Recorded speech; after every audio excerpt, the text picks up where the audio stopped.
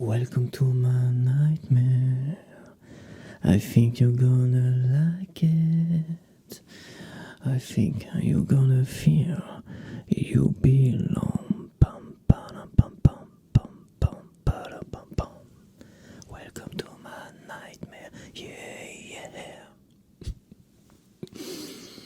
Bon voilà, au bout de la 5e fois j'arrête, j'en ai marre de refaire cette intro. J'ai beaucoup de mal.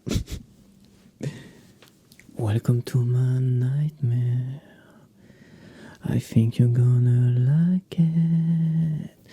I think you're gonna feel you belong. Pam pam pam pam pam pam pam pam pam. Bienvenue sur ma chaîne d'ASMR.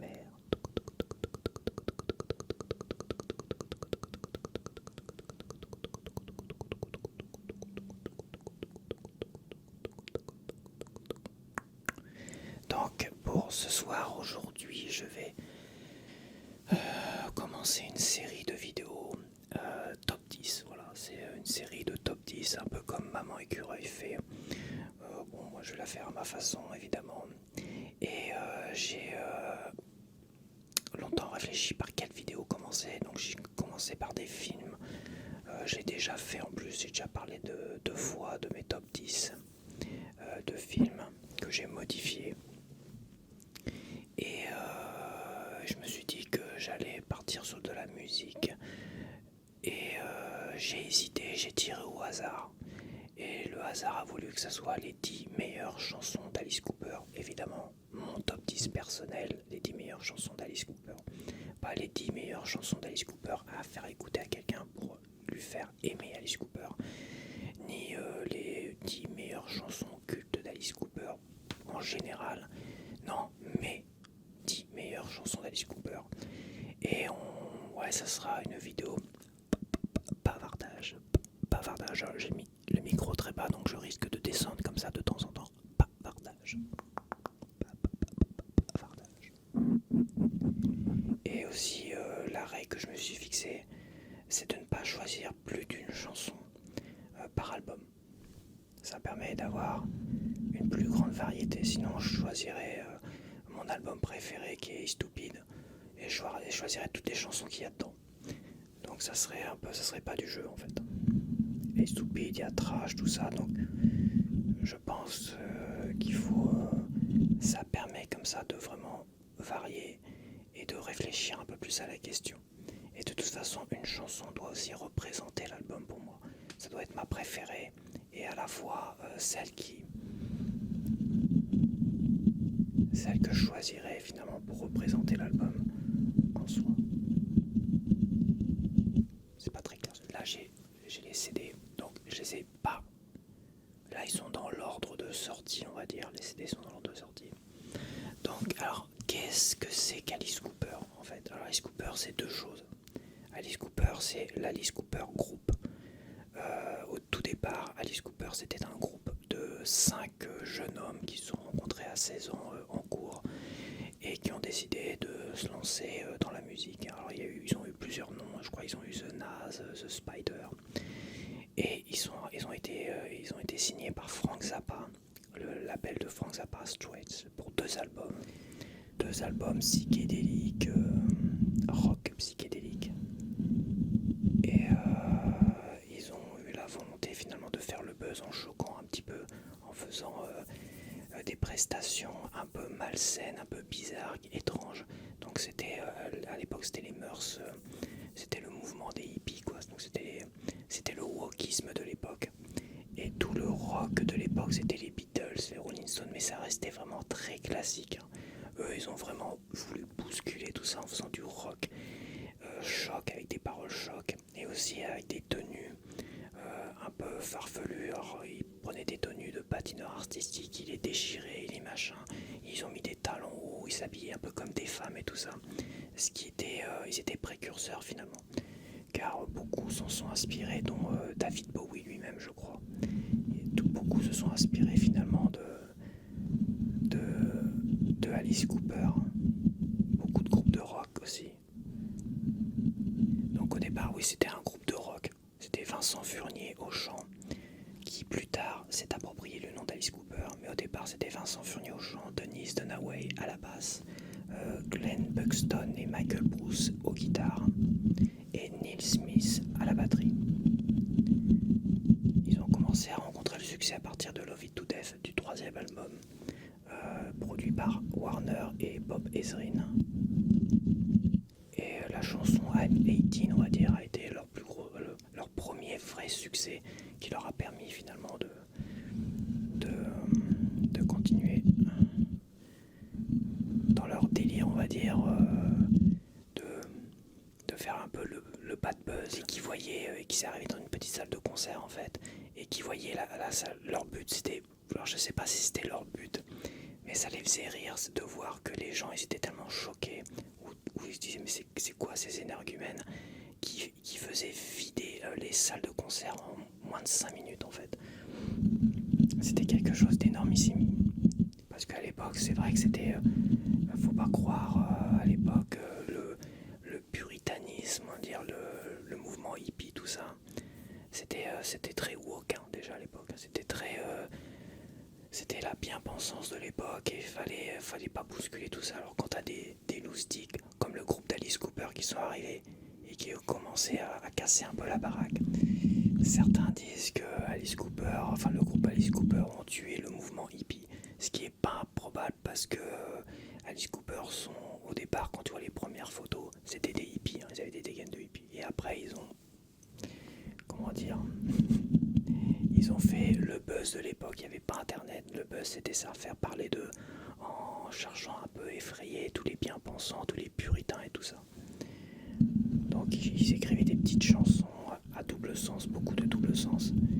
Ça, c'est quand même des chansons engagées. Certaines sont comme des grosses chansons engagées, mais qui peuvent faire peur au premier abord, comme Dead Babies. Dead Babies, c'est contre le manque de vigilance de certains parents. Mais le fait comment ça a été écrit, rien que le titre Dead Babies, évidemment ça a fait peur. On a des chansons où, à partir de 71 du troisième album, où Alice Cooper débarque en camisole de force sur scène, et il chante avec l'ambiance de Ballad of Dwight Fry, je peux comprendre qui en est, qui était choqué de voir ça, choqué de voir des trucs comme ça, mais ça leur a permis finalement de trouver leur public, parce que beaucoup ont été attirés par ça, et ainsi de suite, ainsi de suite. Donc les 7 premiers albums de Alice Cooper, c'était un groupe de rock. Ils se sont séparés parce qu'Alice Cooper, Vincent Fournier, le chanteur, voulait faire des shows comme dans Billion Dollar Baby, où ils avaient commencé à faire une sorte de show. Et les autres, le reste du groupe, ils voulaient pas trop. Donc Muscle of Love, c'était, on va dire, l'album de la rupture. Après, Alice Cooper a commencé une carrière solo avec Welcome to My Nightmare. Donc là, il a créé, on va dire d'une certaine manière, un album concept. L'album concept, même s'il avait déjà plus ou moins fait Excuse Art. Le concept, c'est comment dire, c'est tu racontes une histoire dans un album, et chaque chanson, c'est on va dire, c'est le déroulé de l'histoire, quoi. C'est de l'évolution de l'histoire. Donc Welcome to My Nightmare, c'est un jeune gamin qui est happé dans un cauchemar et qui tente d'en réchapper. Donc déjà en soi, c'est intéressant. Et Alice Cooper a continué sa carrière solo avec des problèmes d'alcoolisme et tout ça. Le fait qu'il ait rencontré sa femme de bonheur c'était une danseuse du show Welcome to My Nightmare. Il s'est marié avec elle en 1976, et heureusement, parce que sinon il serait sûrement mort. Il est passé tout près de la mort. Après l'album Dada, un album qui se souvient même pas d'avoir enregistré tellement qu'il était bourré, quoi. C'est dingue. Il a fait une cure de désintox où sa femme l'a poussé plusieurs fois, l'a dit je me sépare si tu fais pas le nécessaire. Et il a écrit tout un album sur l'hôpital psychiatrique dans lequel il a passé un séjour pour se désintoxiquer de l'alcool. Il est ressorti amaigri, il était méconnaissable, et après ça a été compliqué pour lui, et il a fini avec Dada une purge. Une purge. Donc Alice Cooper, c'était une fin de carrière solo chez Warner Music, très compliquée. Après, il a réussi, après être passé tout près de la mort et de perdre aussi sa femme, avec qui aujourd'hui il est encore marié à 76 ans. Il a décidé évidemment d'arrêter l'alcool, tout ça, de s'y mettre pour de bon. Et il est revenu avec du hard rock fin des années 80. Je bois parce que là il fait tellement chaud. En plus j'ai arrêté le ventilateur, là c'est compliqué.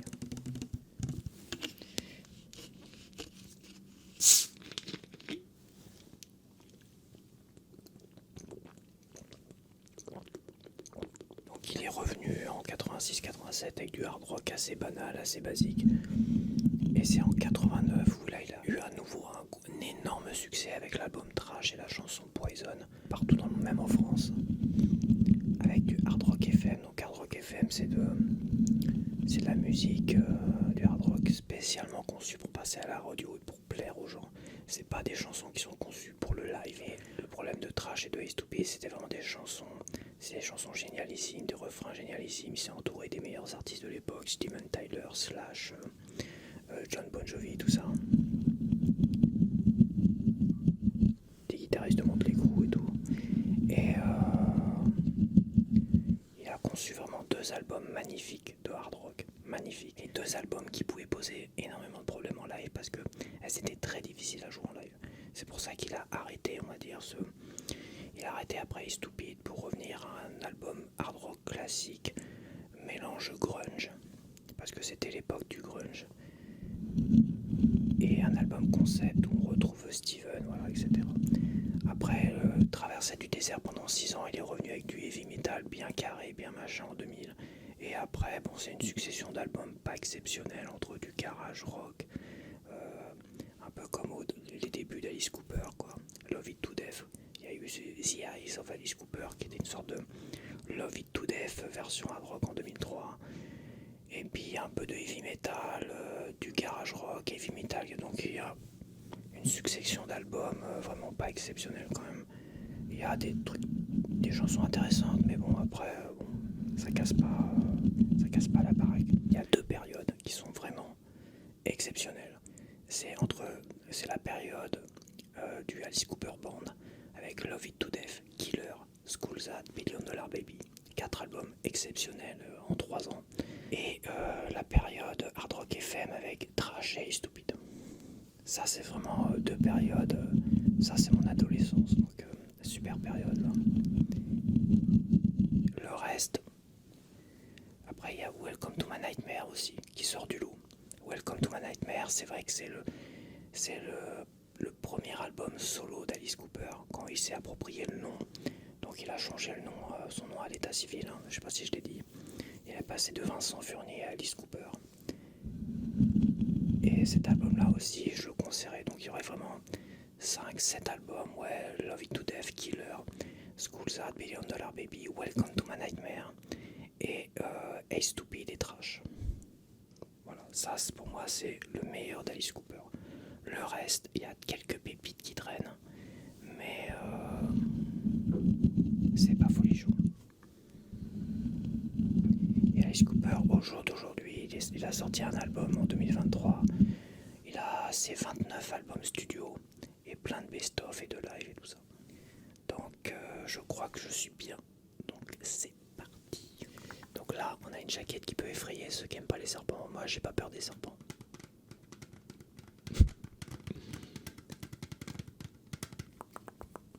Et la chanson que j'ai choisie, c'est la dernière, c'est Is Back, The Man Behind the Mask. Donc ça, c'est une chanson. C'est une chanson qui n'est pas vraiment très hard rock, on va dire. C'est une chanson rock des années 80, spéciale film d'horreur en fait. Avec beaucoup de synthé, trucs comme ça, et des rythmes. Cette chanson-là me faisait penser à la chanson de Vampire, vous avez dit Vampire Fright Night. C'est un peu le même genre. C'est le même genre de chanson qu'il y avait à l'époque. Même Alice Cooper, je sais, avait hésité à le mettre sur l'album parce que cette chanson-là a été naturée vachement avec les autres.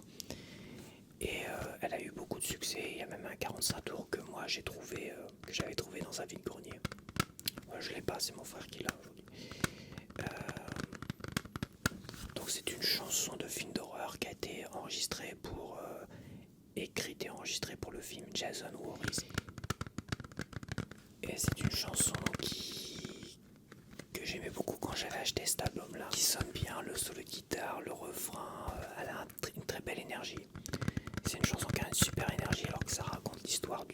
en série, enfin du monstre Jason, on va dire. L'homme derrière le masque. Et c'est vraiment une chanson vraiment coup de cœur. Je suis pas le seul, je sais qu'il y en a beaucoup qui adorent cette chanson-là. Finalement, d'un album très moyen, pas exceptionnel en tout cas. Et c'était le retour d'Alice Cooper après avoir failli mourir 3 ans après, 3 ans auparavant, failli mourir d'une cirrhose du foie. Donc voilà pour le number 10, Is Back, The Man Behind the Mask.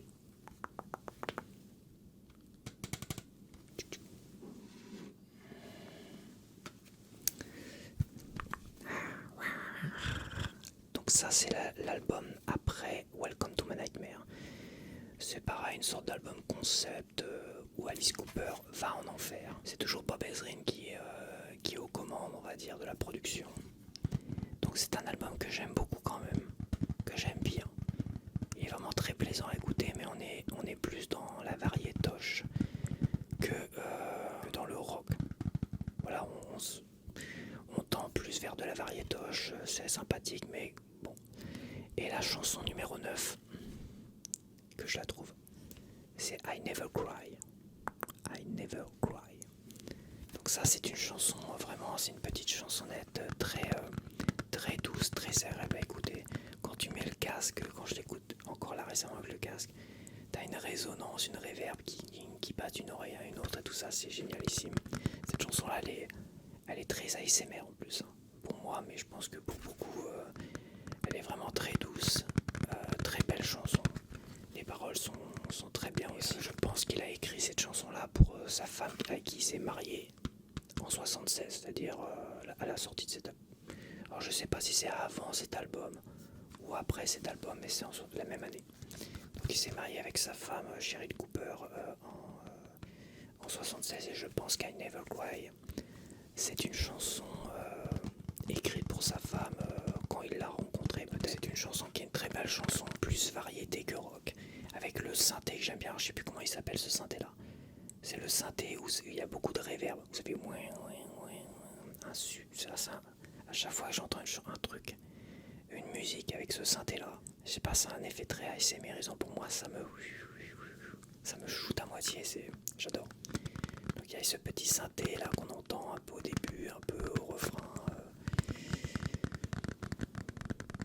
Donc en numéro 9, I Never Cry d'Alice Cooper.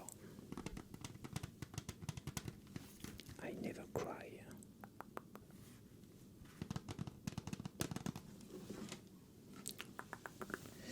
Pour la chanson numéro 8,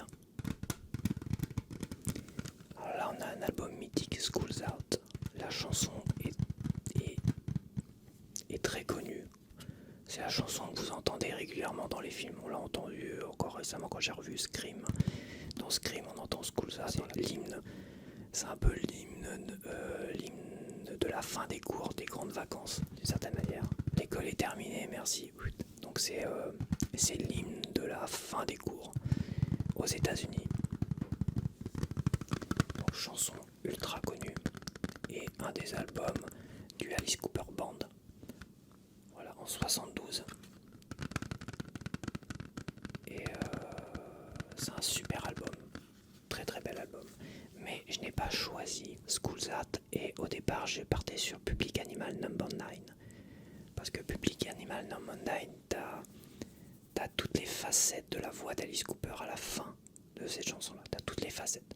Il couine, il grogne, il machin, t'as toutes les facettes de la voix d'Alice Cooper. Et c'est vrai qu'elle a une bonne énergie aussi, mais c'est très difficile, hein. Franchement, il y a des très très bonnes chansons. Et moi j'ai choisi Alma Mater. Alma Mater. Alma Mater. Alma Mater. Donc c'est une chanson très douce encore. On n'est pas vraiment dans ce que ça représente pas forcément encore le Alice Cooper, le vrai Alice Cooper. Pour l'instant je suis parti sur une chanson un peu spéciale, film d'horreur pour la 10e. Un slow très très doux pour la 9e. Et là une chanson un peu particulière, encore assez douce, avec Alice Cooper qui a une voix très étouffée, tout ça, avec beaucoup de réverb, une voix très particulière. mais ça donne énormément de charme à la chanson. D'ailleurs, la chanson commence avec la pluie qui tombe et tout ça. Et les paroles aussi parlent de la pluie, machin. Les paroles sont vraiment génialissimes. Je pense qu'Alice Cooper avait beaucoup de talent. Je crois que c'est lui qui a écrit pour les premiers albums. Tout le monde écrivait. Tous les artistes écrivaient. Donc on avait Vincent Furnier, le chanteur, qui écrivait beaucoup. On avait Denise Dunaway, le bassiste, qui écrivait aussi des chansons. Michael Bruce, et Glenn Buxton, qui étaient les deux guitaristes. Glenn Buxton, je crois pas qu'il écrivait beaucoup. Michael Bruce un peu plus. Michael Bruce écrivait énormément avec Alice Cooper. C'était les deux qui écrivaient plus. Et il y avait le batteur Neil Smith. Mais généralement, oui, c'est Vincent Furnier et Michael Bruce qui, je pense, écrivaient le plus. Et composaient le plus. Donc Alma Mater, une petite chanson avec de la pluie, avec une petite voix étouffée d'Alice Cooper. Et ça parle de la fin. Alors, c'est le high school.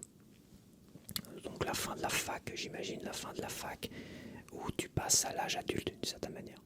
La fac c'est terminé, tu passes à l'âge adulte. Donc il y a une forme de tristesse, de nostalgie. Tous tes potes, tu leur dis au revoir, tout ça. Donc c'est un peu un au revoir à tes potes de fac et tout ça.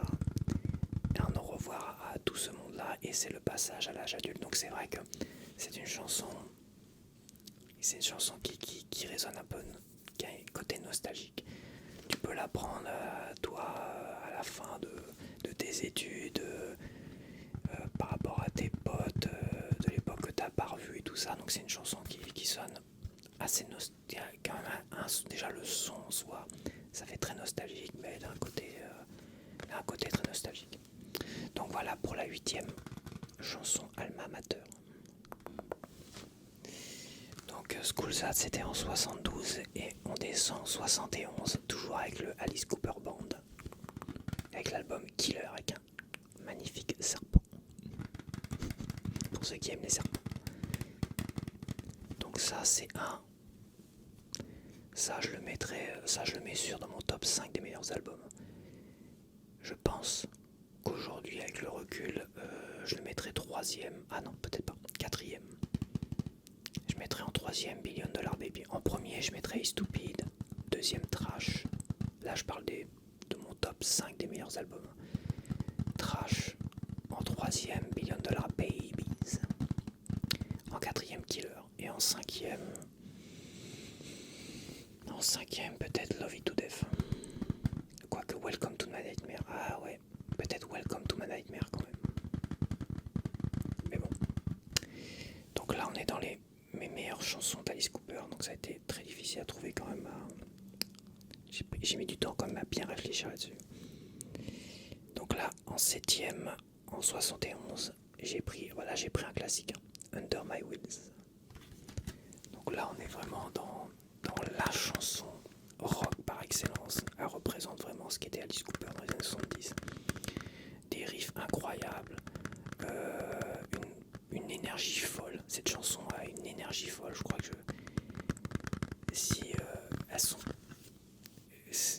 ces chansons-là, elles sont quand même difficiles à trouver aujourd'hui, je trouve. Des chansons qui ont vraiment une très très belle énergie. Un rythme incroyable. Alice Cooper qui grogne comme jamais là-dedans. Donc dans My Wheels, on a vraiment une super énergie de fou. C'est vraiment une des chansons les plus dynamiques. Ça met la patate. Ce téléphone is ringing. Ça met la pêche. C'est une chanson qui met la pêche. Voilà. Donc pour la chanson numéro 6, le fameux Welcome to My Nightmare. I think you're gonna like it.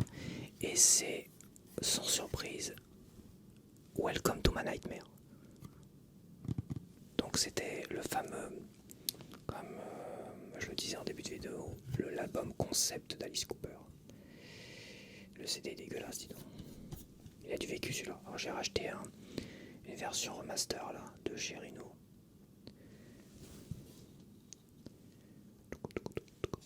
C'est pas Warner Bros. C'est bizarre. C'est pas Warner Bros, dis donc. Pourquoi c'est Atlantique?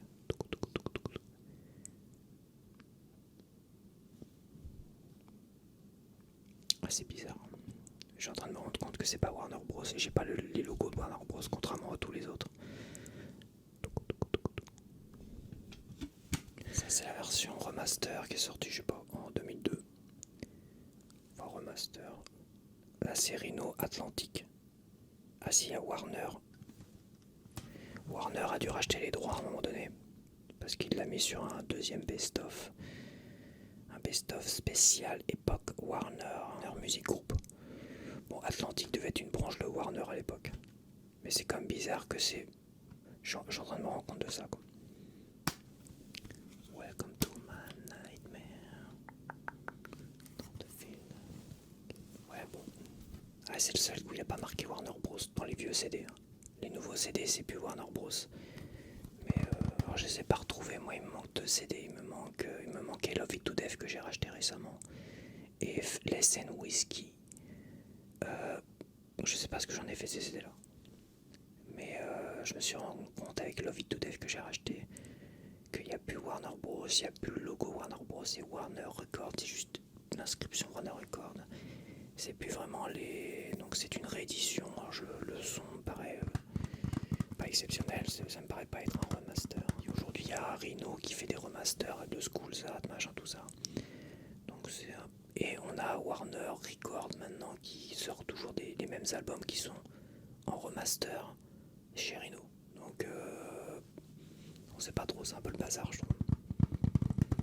Enfin bref, retour à la chanson numéro 6, Welcome to my nightmare.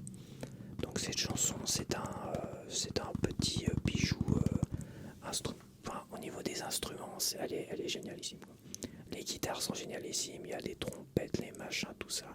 La voix d'Alice Cooper, tout est génialissime. Enfin, la compo de cette chanson, elle est extraordinaire. Tout l'album en soi est très intéressant.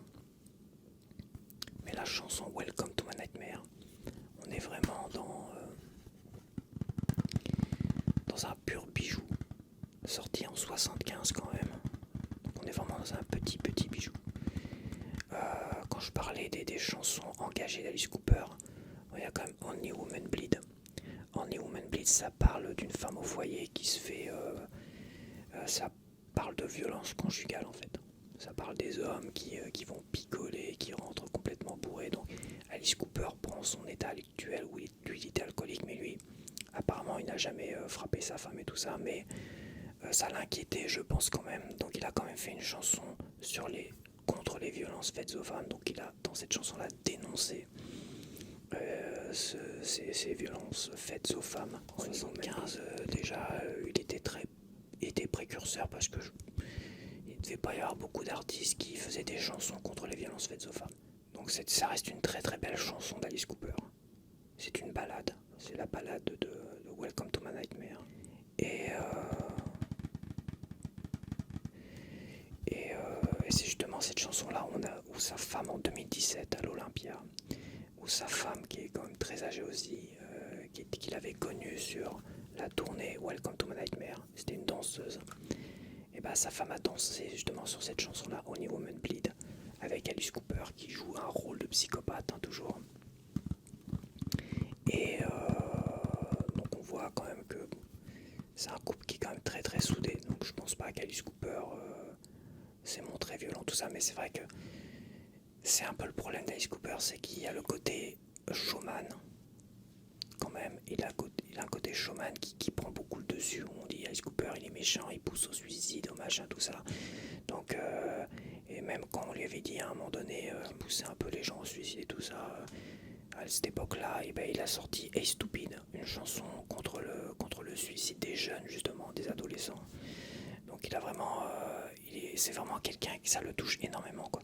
Sa vie personnelle, quand on commence à dire de lui qu'il est ce qu'il montre d'une certaine manière, c'est-à-dire le psychopathe killer, le showman et tout ça, ça n'a rien à voir avec lui. Lui, ça a tendance, je pense, ça l'a beaucoup blessé. Et c'est pour ça aussi que quand lui il était alcoolique, hein, clairement, il le savait, tout le monde le savait, tout le monde le disait. Ça posait vraiment un problème même pour lui. Donc je pense qu'on a dû lui faire des réflexions là-dessus. Ce genre de réflexion, donc il a dû faire Only Woman Bleed par inquiétude qu'on croit que ce soit quelqu'un de méchant, même s'il est alcoolique, alors qu'il ne l'était pas. C'est toujours quelqu'un de très gentil, et puis sa femme ne serait pas restée avec lui. Elle ne serait pas restée entre 76 et encore aujourd'hui, il est encore avec. Au moins en 2017, elle était encore avec. Donc 76, mais 40, ça fait 40 ans de mariage. En 2017, vu qu'il s'est marié en 76, il avait 41 ans de mariage avec Sheryl Cooper. Donc voilà, donc c'est Welcome to My Nightmare en numéro 6. Donc là, on rentre dans le dur, dans les 5 premières chansons. Et là, on va rentrer dans ce qui peut et ce qui va choquer des gens. Ma 5e chanson préférée, c'est I Love the Dead. I Love the Dead. Cette chanson-là, c'est juste incroyable. Ce CD-là, moi, je l'écoutais avant de m'endormir. Le soir, je m'endormais sur ça. Et je m'endormais finalement sur I Love the Dead, qui était la dernière chanson. Enfin, les 3 dernières chansons, elles sont assez mystiques. Hein. Sick Things, Mary Ann et I Love the Dead. C'est 3 chansons très planantes, on va dire. Et autant Sick Things, ça parle... moi, Sick Things, c'est pour moi, t'es dans la peau d'un serpent. Et les choses malades, c'est les hommes, en fait. Mary Ann, je sais plus trop de qui il parle exactement. Peut-être de son serpent, parce qu'il avait des serpents, Alice Cooper. Il montait sur scène avec des serpents, il embrassait des serpents à l'époque de $1 Billion Baby. I Love the Dead, ça parle, on va dire, ça parle de nécrophilie. Alors peut-être que c'est pas le terme, mais il y a quand même un double sens dans I Love the Dead. Le sens que je vois aussi, c'est que je préfère les morts parce que les morts ne me jugent pas avec leur regard à tout ça, quoi. Dans le texte, il y a un truc comme ça. I Love the Dead. Tu vois, la Warner Bros, le logo Warner Bros, tu l'as plus sur les rééditions. C'est plus la même configuration. Donc ça, je vous présente quand même les... Donc on a Denise Dunaway, Glenn Buxton et Michael Bruce. Je crois que c'est Michael Bruce qui était un séducteur. Alice Cooper disait ça dans la vidéo là.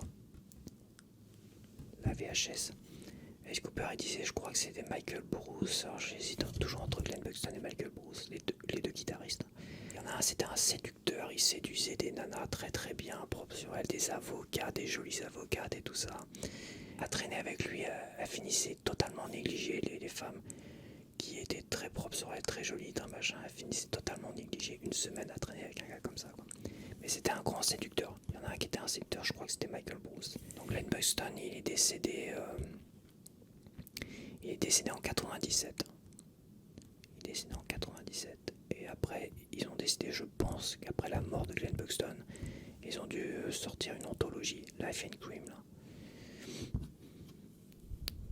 Et là, on a Vincent Furnier, le chanteur. Donc Vincent Furnier, Michael Bruce, Neil Smith, Glenn Buxton et Denise Dunaway, le bassiste. Batteur, guitariste, chanteur. Les chansons les plus cultissimes que tu verras jamais sur des best-of. Très traditionnelles. Déjà, les 2 best-of de Warner, t'auras pas des chansons comme I Love the Dead, ni Dead Babies, des trucs comme ça. C'est une chanson qui marque les esprits, qui marque. Et voilà, ça n'a pas fait de moi un psychopathe. Hein. D'ailleurs, Alice Cooper le disait souvent, ceux qui venaient le voir en concert et qui rencontraient beaucoup plus tard à l'âge adulte, lui disaient, moi, vous voyez, moi je suis devenu avocat, machin, ils sont devenus médecins, avocats et tout ça. Ils sont pas forcément devenus des psychopathes. Mais je pense que le fond même d'Alice Cooper, le chanteur, et même du groupe, c'était des gens très très sympathiques en fait. C'est juste qu'ils ont fait le show rock. Voilà, c'est à un moment donné, il faut aussi faire la part des choses. Et ils ont eu du mal. On va après ils ont joué aussi là-dessus, hein. Je veux dire, ils ont joué beaucoup là-dessus. Ils ont fait le buzz, voilà. Ils ont fait avec un bad buzz. Ils se sont fait connaître et ils ont du succès. Et bon, mais aujourd'hui ça les rattrape un petit peu aussi, parce que il y en a encore aujourd'hui qui pensent qu'Alice Cooper c'est un vrai psychopathe tueur en série, quoi. Love It to Death, là on est toujours dans le... Là on enchaîne avec pas le premier mais le troisième album. Le premier album à succès, Love It to Death, d'Alice Cooper. Avec Bob Ezrin, le premier. Là voilà, c'est Warner Records. Je retrouve plus mon album Warner Bros.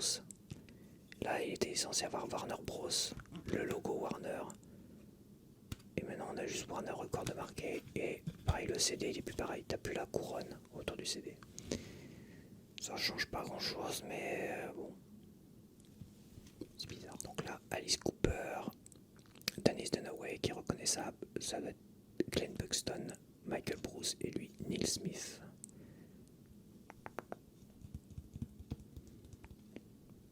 Ballad of Dwight Fry. Donc Ballad of Dwight Fry qui était un peu méconnu parce que c'est une petite chanson qui parle de la folie, tout ça. C'est une chanson qui parle de la folie.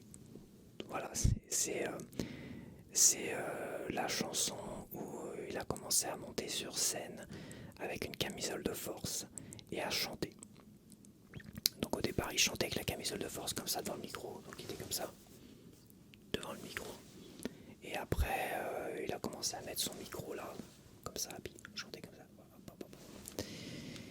Donc évidemment, ceux qui connaissaient pas trop Alice Cooper, qui sont venus voir dans les petites salles de concert, et voient le gars monter sur scène avec une camisole de force.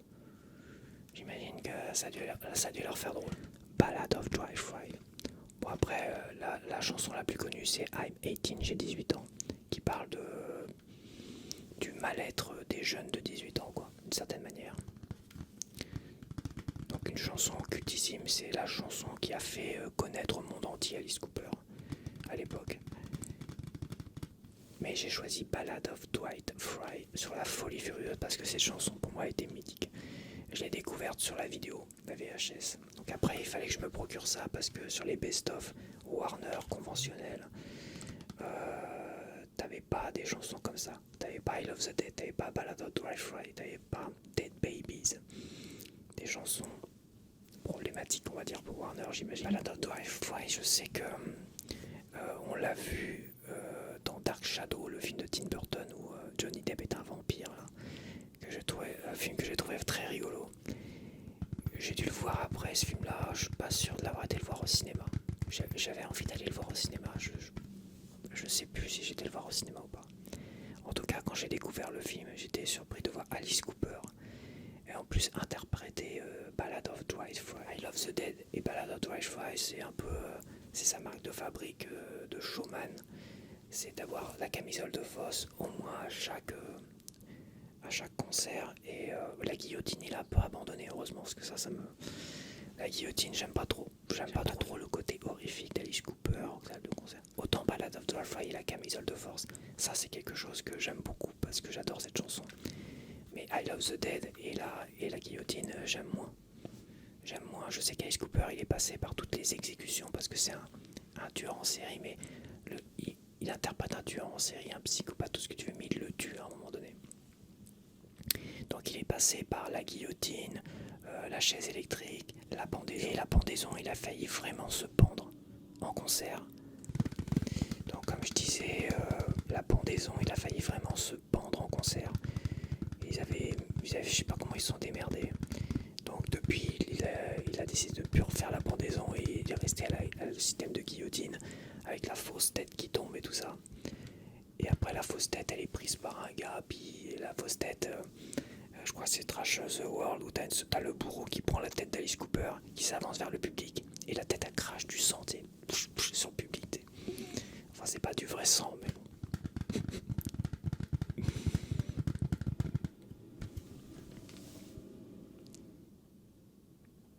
Alors est-ce qu'il est parti? Le camion poubelle, il fait du bruit camion poubelle. Donc alors moi j'ai jamais eu l'occasion d'aller voir Alice Cooper. En 2010 2017 justement, quand il est passé à l'Olympia, là j'ai le CD. Mon frère, à la dernière minute, peut-être 24 heures avant ou 48 heures avant, me dit on va voir Alice Cooper, machin, tout ça. Par contre, il reste plus que des places à 140 euros. J'ai dit non, 140 euros, j'avais pas les moyens à l'époque. Bon, Alice Cooper, c'est vrai que ses concerts, j'aime bien ses concerts, j'aime bien les vieilles chansons, mais c'est vrai que le fait de ne pas avoir les chansons de Hey Stupid, qui est mon album préféré d'Alice Cooper, à part Film à Frankenstein, qu'il a joué, interprété dans Wayne's World, c'est dommage. Voilà, et puis c'est toujours les mêmes choses. Alice Cooper reprend toujours ses plus gros succès, et c'est à peu près toujours les mêmes chansons. On aura toujours School's Out, I'm 18, Billion Dollar Babies, tu vois, No More Mr. Nice Guy, un petit Ballad of Dry Fry avec la petite camisole de force. Ça, c'est vrai que bon, je suis pas, comme j'ai dit, je suis pas très horreur, machin, tout ça. Autant le show Welcome to My Nightmare d'origine, j'aurais bien aimé le voir. Le show d'origine Welcome to My Nightmare, ce qui était vraiment conçu pour ça et tout ça, et était très très bien. Il n'y avait pas la guillotine, je crois pas. Il ne devait pas y avoir la guillotine à l'époque, mais ça comprenait que les chansons de Welcome to My Nightmare. Là, bon, évidemment, les concerts, ça prend un peu toutes les chansons, il fait des petits mélanges et tout. Et bon. Mais je suis pas. Moi, franchement, Alice Cooper, si j'avais envie de le voir et de le découvrir en concert, j'aurais aimé le découvrir vraiment à ses débuts. Même les débuts, là, le Whisky à Gogo, le live du Whisky à Gogo, en 69, le live là de 69, j'aurais aimé être là et les voir là en concert. Et me dire, moi je suis resté, je les ai vus jusqu'au bout, quoi. Et j'aurais aimé les découvrir vraiment là. Peut-être à l'époque de Love It to Death, tu vois, les découvrir là. Love It to Death ou Killer, ou éventuellement Welcome to My Nightmare en 75. Mais j'étais même pas né en 60. Donc, là j'aurais vraiment aimé découvrir Alice Cooper. Après la période trash et stupide, il faisait des concerts en tenue de cuir, clouté, machin, tout ça, c'était l'époque. Il avait encore les tenues hard rock, il était encore dans un concert avec les guillotines, les machins. Je pense que c'est après Constrictor en 86, il a commencé à rentrer dans un show un peu plus film d'horreur et machin. Ça fait pas envie. Moi, ça me faisait pas envie, en fait. Ça me faisait pas trop envie. Donc, aujourd'hui, aller voir Alice Cooper, bon,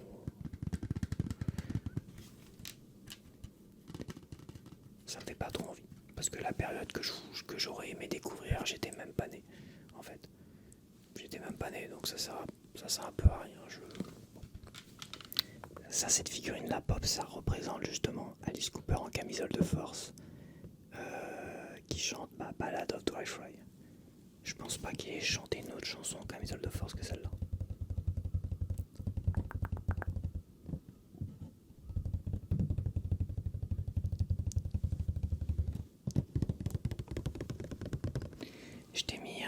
J'ai fait une playlist de mes 10 chansons préférées d'Alice Cooper, si t'as la curiosité, si tu veux aller écouter, voir.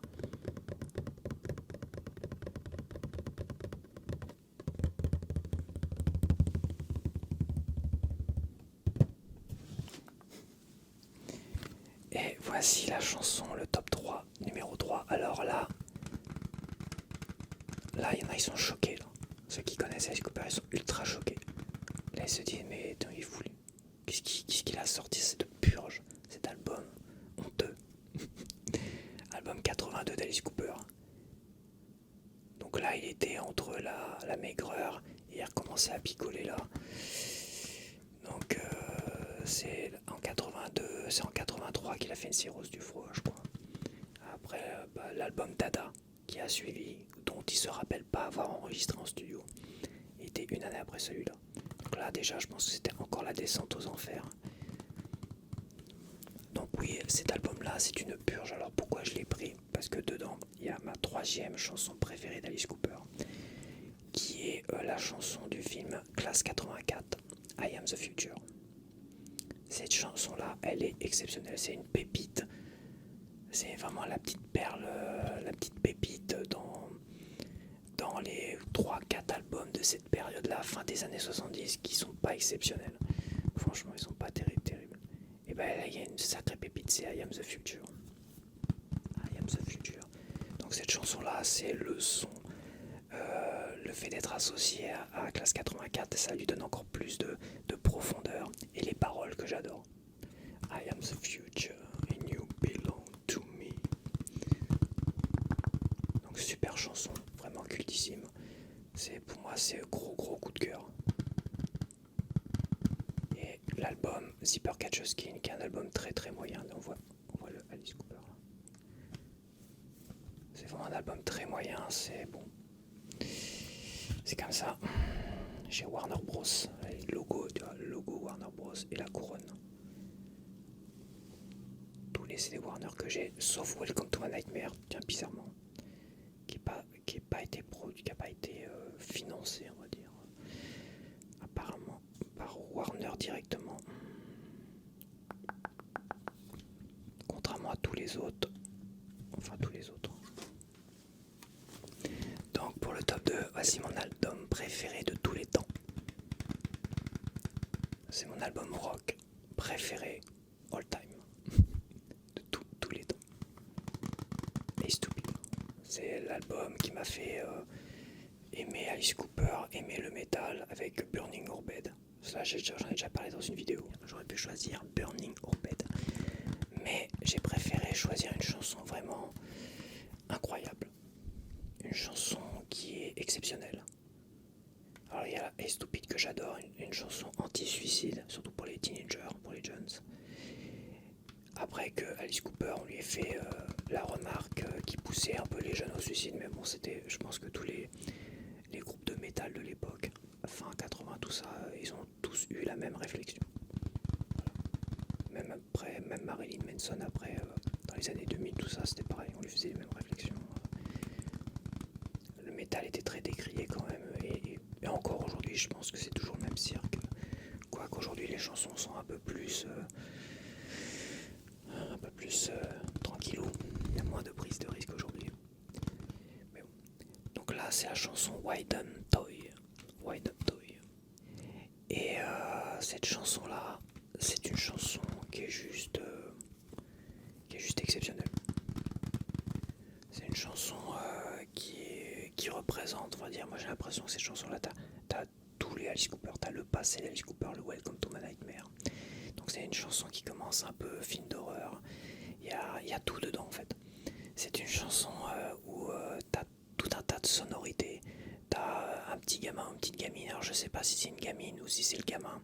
Si c'est Steven en fait. Parce qu'on entend Steven à la fin, donc c'est peut-être Steven. Donc c'est vraiment le voix d'un gamin. Ça donne l'impression que c'est une gamine. Je me demande même à vérifier si c'est pas la fille d'Alice Cooper. Alors je sais pas quel âge elle avait qui a enregistré, mais bon. Le fait d'entendre cette voix d'enfant là qui chantonne derrière, quand tu mets le casque tu l'entends chantonner là comme ça derrière, mais vraiment derrière l'oreille. Il y a musicalement le solo de guitare, le refrain, enfin cette chanson là, One Toy, c'est une chanson qui est incroyable. Elle marque la fin de la période Hard Rock FM d'Alice Cooper. C'est la dernière, la 12e. Et c'est la chanson peut-être la mieux conçue d'Alice Cooper. J'ai l'impression que c'est la chanson la mieux conçue. Elle est exceptionnelle du début à la fin. On a un beau mélange, je trouve, de la carrière d'Alice Cooper dans One Toy. Et c'est une chanson qui est chiadée, qui est super bien conçue, tout ça. Donc là, c'est le CD de mon frère qu'il avait acheté en 91, décembre 91 ou décembre 92, je sais plus. L'album, toi, il est tout chiffonné, tout ça. Alors j'avais récupéré sa collection.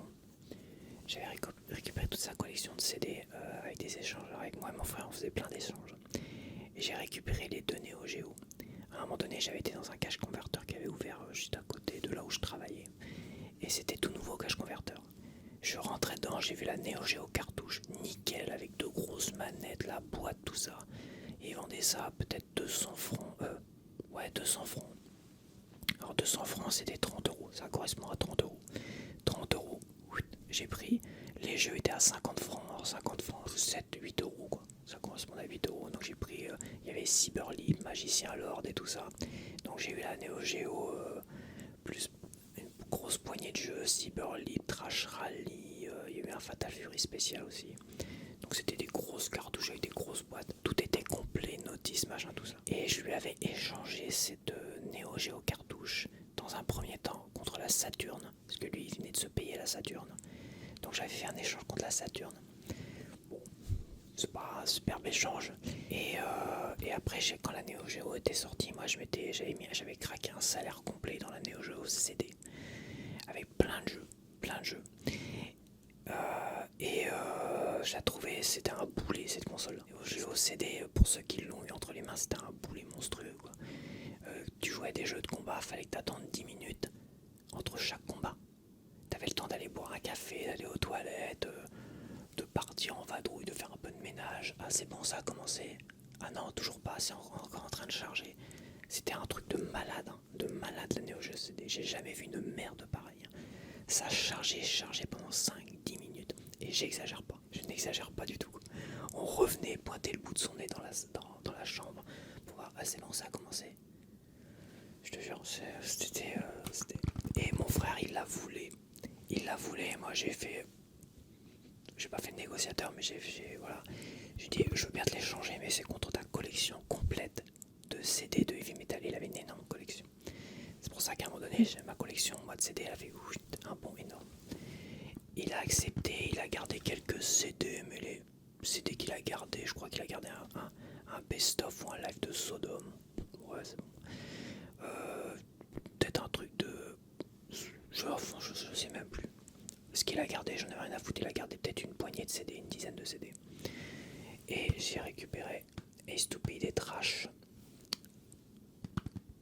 de l'époque où j'ai découvert Alice Cooper. Vu qu'on était dans la même chambre, bah évidemment j'ai... Et mon grand frère avait la cassette audio de Trash, l'aîné. Comme je disais, il avait la cassette audio de Trash. Et j'allais lui piquer en douce la cassette, enfin j'allais la récupérer en douce. Et j'écoutais Trash. Il voulait pas, hein. Lui c'est pas très prêteur, il voulait pas. Et j'écoutais en douce la cassette de Trash. Et quand, avant qu'il revienne et qu'il rentre à la maison, je remettais la bande exactement là où elle était arrêtée. Pour pas qu'il se rende compte, parce qu'il s'en rendait compte. C'est vrai que lui, il disait, attends, j'étais à la chanson Spark in the Dark et là c'est bizarre, t'as écouté ma cassette, t'as pris ma cassette. Donc je faisais en sorte de remettre exactement la bande audio, exactement. Parce que c'était pas comme un CD, hein. Là c'était vraiment... ça s'arrêtait au beau milieu de la chanson, c'est la bande, tu suivais la bande en fait. Donc je faisais des... Je repérais là où il était arrêté. Il était à peu près au milieu de la chanson, au refrain. J'essayais de revenir au refrain de la chanson en accélérant. C'était vraiment tout un cirque. Et plus tard, mon autre frangin a acheté le CD de Trash. Il les a signés, évidemment. Je crois que les Guns N' Roses aussi les a signés. Enfin, le US2, il les a signés. Donc c'est pour ça que j'ai des CD qui sont signés du nom de mon frère. Mais celui-là, je l'ai racheté. Je l'ai vu à 7€, je dis tiens, je vais en racheter un neuf. Et je voulais voir s'il était remasterisé, tout ça. Et en fait, le son de ce CD-là, encore aujourd'hui, il est énormissime sur la chaîne IFI. Hein. Et il a 91. Il est sorti en 91, ce CD-là. Et nous, on l'écoute depuis 92, au moins depuis 92. Bah, vous faites le calcul, 2024, 8 ans, depuis plus de 30 ans. 32 ans. 32 ans d'écoute.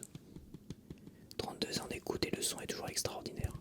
Et j'ai acheté une à 7€ récemment. Et c'est pas un remaster. Et de toute façon, je pense qu'il a pas besoin de remaster. Et puis les remasters, moi, ça commence à me... Il y a les Guns N' Roses, les Use Your Illusion en remaster, aucun intérêt, quoi. Quasiment aucun intérêt parce que le son d'origine est quand même très très bon, quoi. Les CD d'origine étaient vraiment... Donc voilà, Windham Toy. Je prononce peut-être mal, j'ai toujours du mal à prononcer win.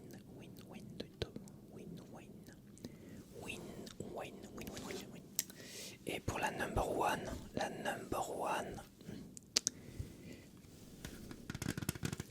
number one of number one.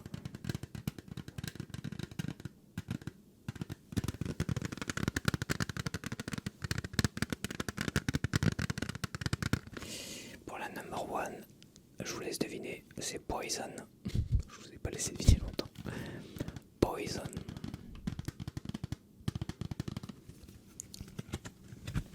Le CD d'origine, alors je l'ai vu aussi à 7€ trash, mais je l'ai pas racheté parce qu'il faut peut-être pas déconner non plus.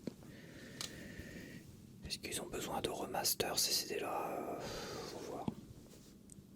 Je sais pas. Alors pourquoi Poison, ma chanson préférée? Parce que ça reste comme la chanson la plus badass, la plus sexy, la plus glamour. Glam rock d'Alice Cooper. La chanson Poison, il est un peu usé aussi, ils sont usés. Hein. Pareil, ce CD là, il a une trentaine d'années. La chanson Poison raconte le fait qu'on est accro, on est tellement accro aux femmes, aux nanas de l'époque, enfin aux nanas en général, que on se laisse envoûter, limite empoisonner par certaines qui se comportent un peu mal avec nous quand même.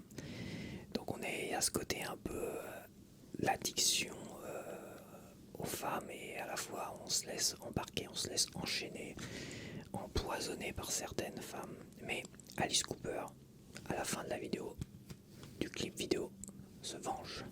Et oui, ce n'est pas Alice Cooper pour rien. Donc c'est vraiment une chanson cultissime, c'est la chanson qui a boosté la carrière d'Alice Cooper dans le monde entier, une fois encore on va dire, mais avec une chanson vraiment glam rock, sexy glam rock, et vraiment bien foutue quoi, vraiment c'est une chanson, c'est super bien foutu comme chanson, et qui a marqué tout un tas de générations, même des gens comme mon grand frère l'aîné qui n'était pas fan de hard rock ou de métal, mais cette chanson là qui m'a réclamé en 45 tours, et bah elle a marqué encore aujourd'hui parce qu'il me l'a réclamé en 45 tours il y a quelques années déjà. Donc, alors que lui, il n'est pas du tout. Il a des chansons comme ça, Poison, et d'autres chansons, peut-être plus de la variété, Police, machin. Les Creedence aussi, je sais qu'il voulait les Creedence. Et 45 tours des Creedence, non, on n'a pas ça. J'avais pas ça. Donc il est plus vraiment des trucs qui l'ont marqué, les Creedence l'ont marqué à l'époque parce que les parents écoutaient énormément les Creedence en voiture. Et Poison d'Alice Cooper. Et il y a d'autres gars, il y a un autre gars, je me rappelle un autre gars aussi qui était pas du tout métal et tout ça. Et là il va tirer une chasse d'eau.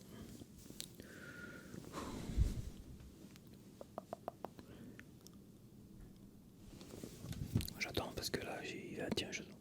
You cruel device, your blood like ice. One look could kill my pain, you dream. Je chante très mal, si tu en chutes. I want to love you, but I better not touch. Don't touch. I want to hold you, but my sense. I want to hold you, but my sense. Tell me to stop. I want to kiss you, but I want it too much, too much. I want to taste you, but your lips are venomous poison. Your poison running through my veins. Your poison. I don't want to break the chains.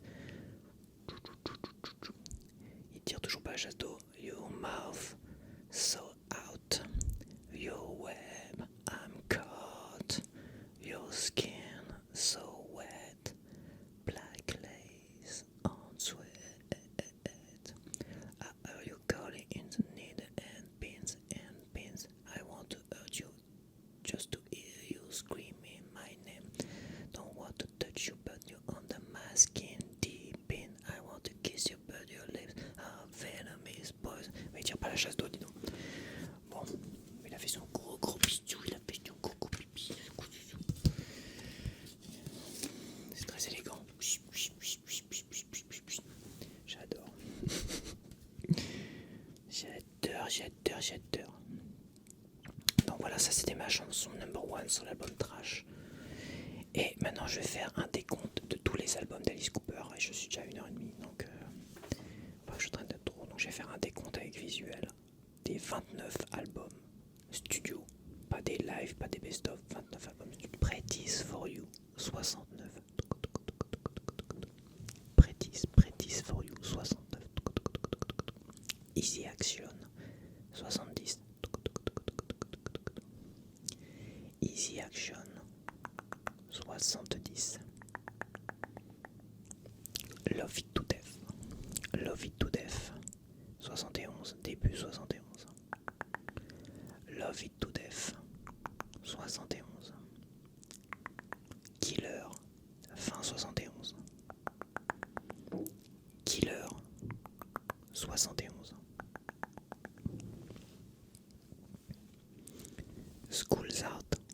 72.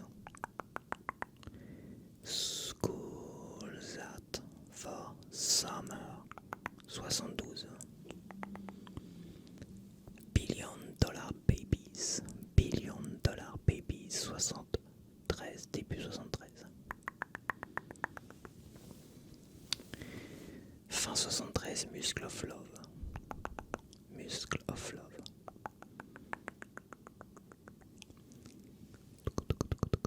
75. Welcome to my nightmare. Welcome to my nightmare en 75. En 76. 76. Alice Cooper go to hell. Alice Cooper go to hell. Goes to hell. En 77. Lace and Whiskey. Lace and Whiskey. En 77 avec It's Hot Tonight. En 60, j'ai perdu. En 78, From the Inside, l'album où il raconte son passage dans un hôpital psychiatrique. From the Inside. En 80, Flush the Fashion. Flush the Fashion. En 81, Special Forces. Special Force. En 80. En 82, Zipper Catch Skin. Zipper Catch Skin. En 83, Dada. Dada, Dada, Dada, Dada. Dada, Dada. Dada, l'album que Alice Cooper ne se rappelle pas avoir enregistré en studio. Tellement qu'il était bourré. Dada, Dada. En 86, Constrictor. Constrictor. En 87, Raise Your Fist and Yell. Raise Your Fist and Yell. En 87. En 89, Trash.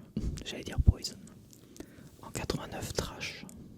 L'album Trash. Trash. En 91, Hey Stupid. Hey Stupid en 91. En 94, The Last Temptation. The Last Temptation. En 2000, Brutal Planet. Brutal Planet en 2000. En 2001, Dragon Town. Dragon Town en 2001. Je regarde quand même, oui.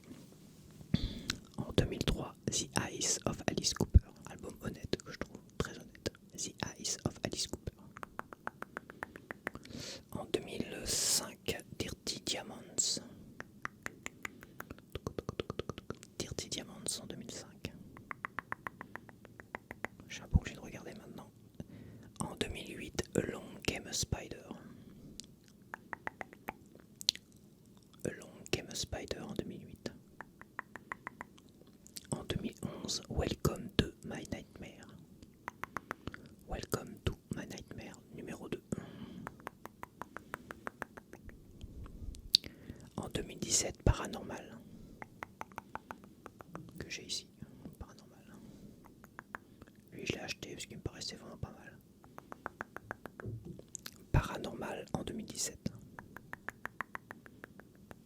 En 2021, Détroit Stories. Détroit Stories en 2021. Et en 2023, Road. Road en 2023. Road 2023.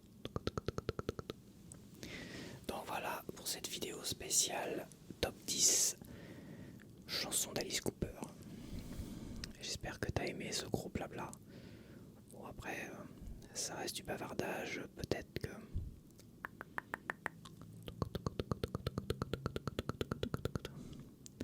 tu as apprécié malgré tout, même si tu apprécies pas forcément le milieu du rock, du choc rock.